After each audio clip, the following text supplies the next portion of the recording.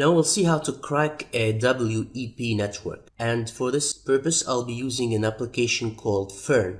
You can access it under the wireless attacks menu, and then where is Fern? This is Fern Wi-Fi. Web attacks are really very simple and easy. You just need to press a button and the application will do the rest. So on this interface, just select your wireless LAN network here and you press this button to scan for access points.